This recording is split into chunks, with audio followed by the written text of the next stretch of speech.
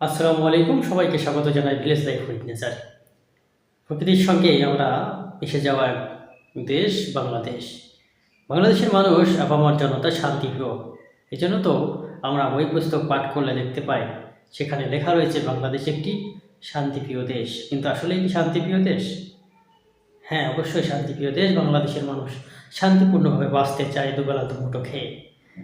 বেশি সমস্যার বা ঝঞ্ঝাটের মধ্যে যেতে চায় না। কিন্তু বাংলাদেশটাকে অস্থিতিশীল করতে ভিন্ন ভিন্ন দেশগুলো বাংলাদেশের মধ্যে বিভিন্নভাবে তাদের এজেন্ডা বাস্তবায়নের লক্ষ্যে তাদের দ্বারা বিভিন্ন এজেন্ট নিয়োগ করে। যেখানে আওয়ামী লীগ ছিল সরাসরি ভারতের এজেন্ট। ভারতের তো কাজ করে বাংলাদেশে। তারা ভারতের যে প্রসপেক্টর বা ভারতের বিষয় আশয়গুলো নিয়ে কাজ করে থাকে। বাংলাদেশ কোথাও ভারত বিরোধী ষড়যন্ত্র হচ্ছে কিনা, এর সঙ্গে কেউ জড়িত আছে কিনা, এ সকল বিষয় নিয়েও কাজ করে থাকে।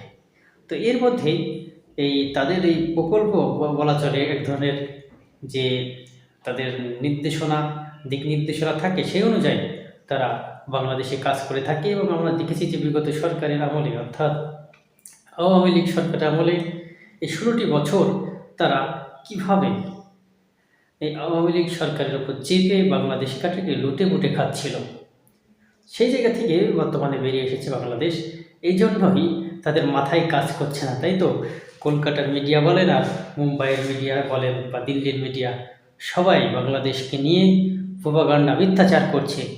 বাংলাদেশকে নিয়ে মিথ্যাচার এমন চরম পর্যায়ে পৌঁছেছে, বিশ্বব্যাপী স্বীকৃত একটি মিথ্যাবাদী দেশে পরিণত হয়েছে ভারত।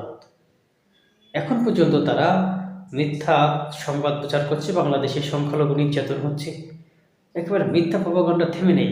তো আমরা জানি যে বাংলাদেশে কোনো সংখ্যালঘু নির্যাতন হচ্ছে না।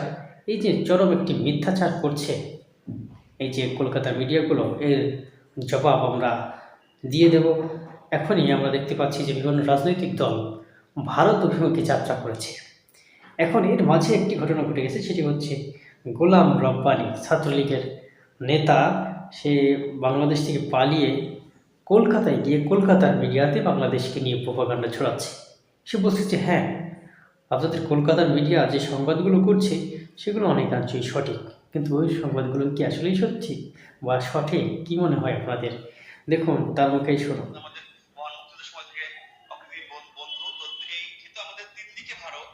আমাদের এই এই প্রতিবেশী ছাড়া আসলে পারস্পরিক আমাদের যে বন্ধুত্ব সম্পর্ক, এটা যে কোনো ভাবেই ঠিক রাখা উচিত। এবং যারা এই অস্থিতি সৃষ্টি করছে, আমি বলবো তারা আসলে ভিন্ন উদ্দেশ্যে করছে।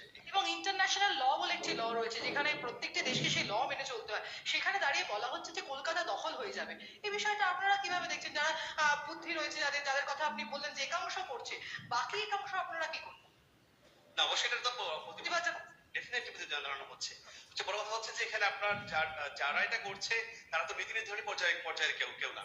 আমাদের বর্তমান যে সরকার রয়েছে তারাও কিন্তু এই ব্যাপারে তার বক্তব্য সব কথা বলছে। এক শ্রেণীর প্রতিক্রিয়াশীল মানুষ যারা চাচ্ছে যে খোলা পানিতে মাছ শিকার করতে, বা একাত্তরের পরাজিত শক্তি যারা